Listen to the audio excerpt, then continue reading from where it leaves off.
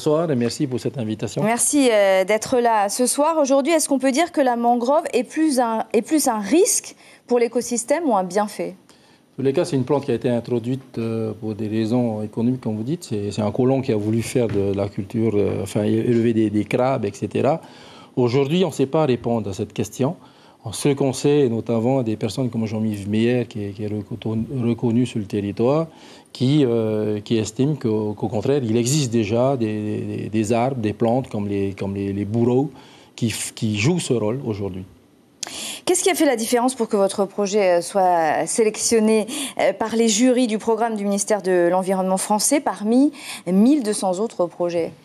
Alors, évidemment, on était très surpris et bien sûr très contents. On a été sollicité directement par aussi l'Université de Nantes, qui en fait ont mis en place un observatoire de toutes les mangroves, des DOM notamment, de la Guyane, etc., et pas en Polynésie. Donc c'est par ce biais-là, donc il y avait un fondement scientifique intéressant.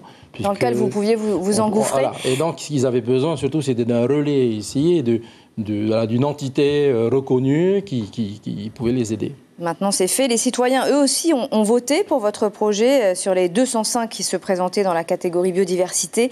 Votre projet compte parmi les 15 lauréats. Est-ce que le nom de Polynésie a joué un peu dans ce cas-là? C'est possible, je ne veux pas trop y répondre, possible. Nous, ça a été assez difficile à distance, comme ça, on n'est quand même pas beaucoup pour voter.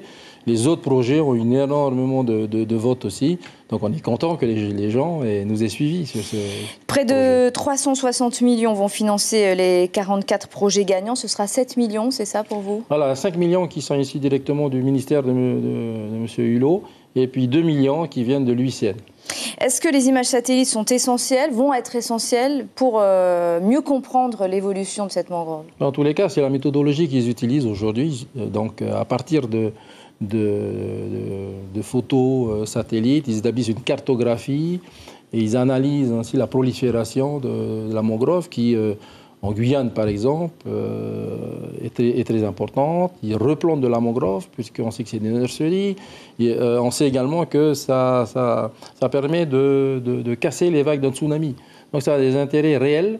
La question, c'est, et dans notre pays, est-ce qu'il faut la maintenir ou pas? Voilà. Ça n'a rien à voir, mais ça reste dans le même secteur. Il va y avoir les journées de l'océan, vendredi et samedi, vous y participez? Alors oui, effectivement, donc l'ONU propose une journée de l'océan qui est vendredi. Et donc la fédération a voulu bien sûr y adhérer. Et donc on organise à la CCSM des conférences. On invite tout le monde à venir. Pour sensibiliser le public. Et le thème cette année, c'est justement le problème du plastique. Comme vous le savez, on dit qu'en 2050, il y aura autant de plastique dans la mer que de poissons, ce qui est dramatique. On s'aperçoit qu'aujourd'hui, dans les îles, ici, on reçoit il y a du plastique partout dans l'océan, mais que notre population aussi elle-même continue à polluer. Et l'idée, c'est de sensibiliser tout le monde. Ça, c'est la première étape. Ensuite, il y a un concert du groupe Takanini qui veulent effectivement apporter leur soutien à cette cause. Et puis samedi aussi dans le parc Paufey. Et samedi, 24 associations à partir de midi jusqu'à 17h, 24 associations dans les jardins du Paufey vont pouvoir vous accueillir et vous allez pouvoir ainsi adhérer aux associations que vous voulez et partager avec nous cette journée de l'océan qui est très importante. Merci beaucoup Winnie Kissach, vous avez tout dit, merci.